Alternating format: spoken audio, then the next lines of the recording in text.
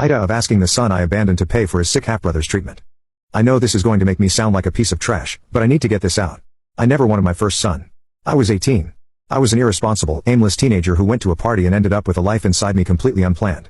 There was no love story, no excitement, just fear and a desperate need for it all to go away. When I found out I was pregnant, my first thought was an abortion. But in my family, that wasn't an option. My father was blunt: "You made your bed, now you lie in it." My mother was no gentler. She told me that a child wasn't to blame for my decisions, that I had to take responsibility like a woman. And what could I do? I had no money, no partner, no anything. So, I carried him for 9 months with no attachment, no affection, without ever talking to my belly like other mothers did. I didn't buy baby clothes. I didn't pick a name. I felt no joy. Every kick was a reminder of my mistake. When he was born, I looked at him and felt nothing. Absolutely nothing. No tenderness, no love, just a sinking feeling, as if my life had just been sealed shut forever. I remember that same night in the hospital, I told my parents, I had him. That's the only thing I'm going to do for him. I plan to put him up for adoption. My mother cried. My father yelled. They called me selfish, insensitive, immature, and they were right. But I was also being honest. I couldn't be a mother. I didn't want to be. I wasn't ready. So, I proposed something. Something that at the time I thought was the fairest solution. If it hurts you so much, you keep him. You raise him. They were in their 40s, and they did it. My parents became his legal guardians. They took care of everything: food, education, doctor's appointments, birthday parties. Meanwhile, I left. I went back to school. They even helped me financially with my community college tuition, though not entirely. I worked in the afternoons and studied in the mornings. I worked hard to build a life, to pull myself out of that hole, but I never went near that child again.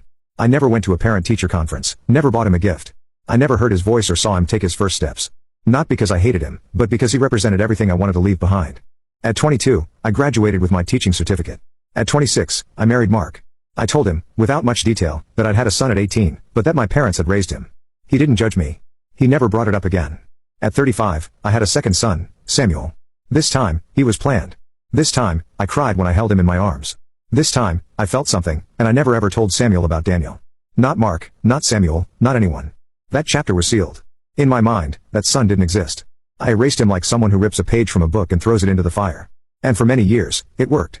Not looking back was easier than I imagined. The routine consumed me: classes in the morning, grading papers in the afternoon, dinners with Mark, playing with Samuel, a quiet, ordinary suburban life. Nothing extraordinary, but with a peace I had manufactured myself out of silence and omissions. Daniel didn't exist in our conversations. He had no place in our photo albums. Sometimes, very rarely, my mother would mention something about him, that he had started college, that he was good with numbers, that he didn't go out much. I would nod, mumble something, and change the subject. I had erased him, yes, but not completely. There were days, few and far between, when I'd find myself imagining him. Who did he look more like? Would he have my personality? Or would he be more like my father, quiet and firm? But as soon as those thoughts surfaced, I would crush them because thinking